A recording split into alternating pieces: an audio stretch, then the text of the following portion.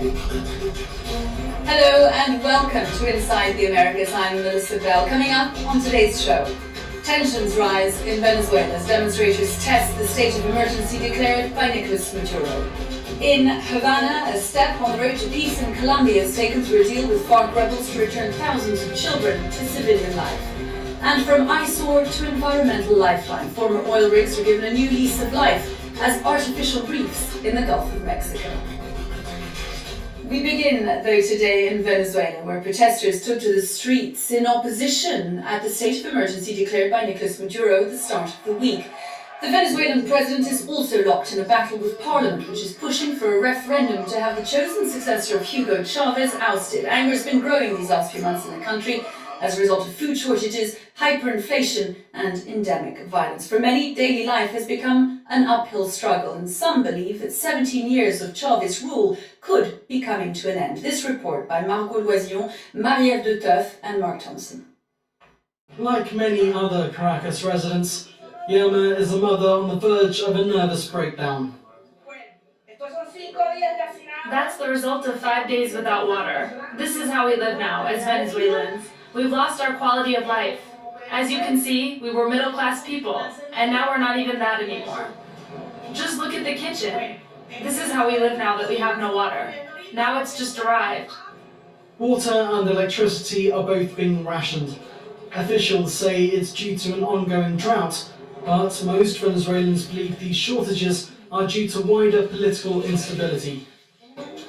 Every Friday since the end of April, schools have closed to save power.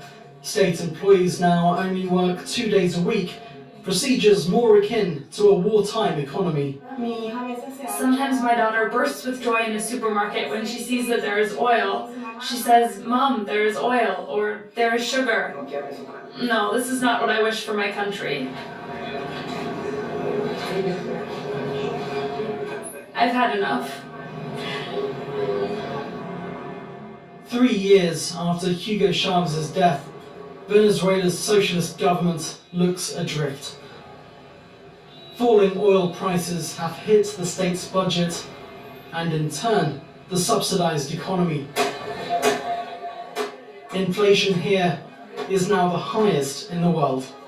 Basic food supplies are being sold on the black market for 10 or 20 times the price supplied by the government. At the supermarkets, the queues go down the street. I left home at 4 in the morning. I went to several places for nothing. All I could buy is a pack of maize flour, no more.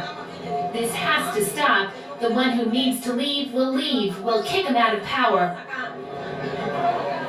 Calls for Hugo Chavez's successor, President Nicolas Maduro, to step down are increasing. The opposition has gathered close to 2 million signatures demanding a recall referendum. But the government is doing everything it can to slow down the procedure. In the meantime, everyone is feeling the pinch. Until last year, working 4 jobs, I earned about $300 a month. This year, working the same 4 jobs, I only make $100, and this will keep diminishing as our currency devalues. Ephraim is a trauma surgeon working in Caracas's public hospitals. Free healthcare was one of the foundations of the Chavez regime. These are all the bandages we've got, 6 little rolls. And these here are made in China, very poor quality. It tears your skin off. Rising inflation has made getting hold of basic supplies and medicine difficult. The local media has labelled the situation a humanitarian crisis.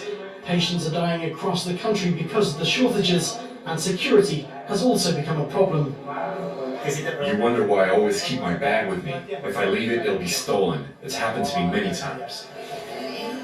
Thefts and assaults have become a daily occurrence. As a result, some have turned to vigilantism. In this street alone, 11 people have been attacked in the past 6 months. 5 have been killed. Here, if a thief is caught, all he can do is pray. If the police don't save him, the people will kill him. Caracas has become the most dangerous city in the world. Even enthusiasm among the regime's supporters is dwindling. The turnout for the traditional Chavez March on May 1st was far less than previous years. Those who did are nostalgic about their late president. I came out to march because I support the revolution. Chavez did important things. We don't want to lose them. Opinion polls suggest Maduro will lose if a recall referendum takes place. After 17 years of revolution, the country's crumbling economy could spell a fatal blow for the government. Well, just across the border in Colombia, meanwhile, the country's president praised an agreement struck between his government and FARC rebels on the return of children who've been fighting in the group's ranks. Negotiators are working on a peace deal in Havana. They've said that they've agreed to move children younger than 15 out of FARC camps. According to official figures, the FARC recruited 11,500 minors between 1975 and 2014. Among them, children from the NASA indigenous group. Some of them have returned home, from where they tell us of their story. Not long ago, this young Colombian, who will remain anonymous for his safety, was cleaning firearms instead of going to school. A member of the NASA indigenous group, he was tired of his home environment and decided to leave for a guerrilla camp, 4 hours away on foot from Tacuello. There, the teenager joined the FARC, the leftist rebel group negotiating a peace deal with the Colombian government after 50 years of conflict. They ordered me to disarm the rifle, to rebuild it, to clean up, and about a month later they gave me a rifle. They left it to me to take care of, keep it clean and in order.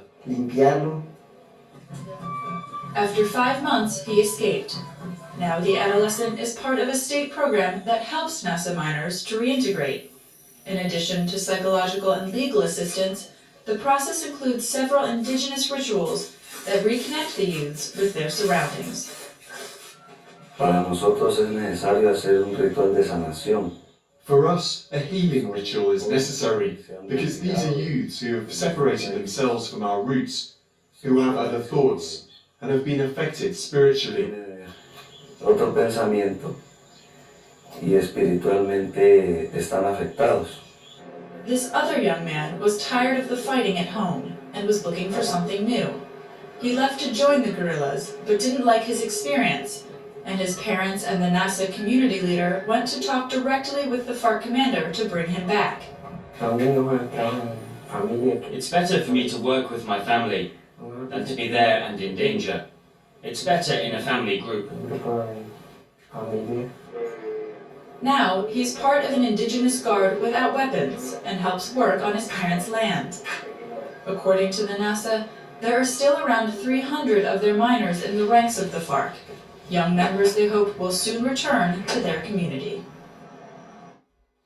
Now, just before we go, we're going to take a spin in the Gulf of Mexico, where a new and unexpected use has been found for aging oil rigs. The cost of dismantling the platforms can run into millions, so the rigs are now being recycled into artificial reefs. Environmentalists, however, say that the deal is bad for the ecosystem in the long term, as Mark Thompson now reports. 10 kilometres off the Alabama coastline, defunct oil rigs like this one continue to interrupt the horizon, and it looks like they're here to stay. That's because beneath the waves, they've been given a new job: to help encourage coral beds that in turn benefit sea life. Around the base of the rig, you'll now find a wide range of species, among them sea turtles and sharks.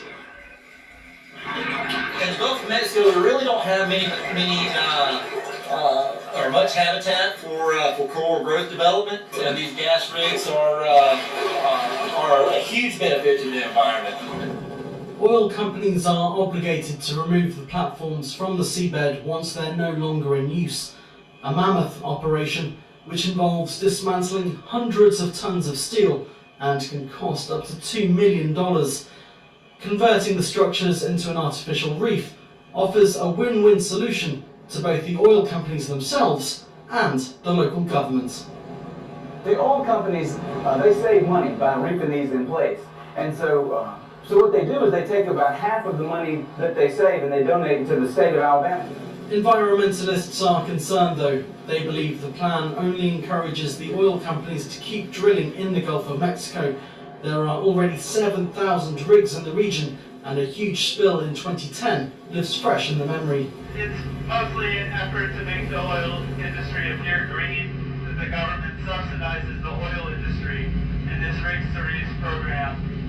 is one of those, leaving a lot of oil industry trash. Local fishermen are also unimpressed.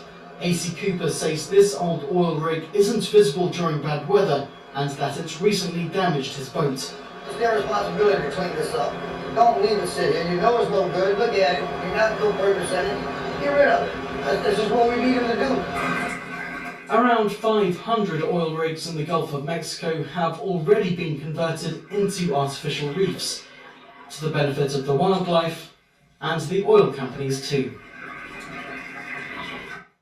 That's all we've got time for on this edition of Inside the Americas. Thanks very much for watching. We'll see you next week for all the news from north to south.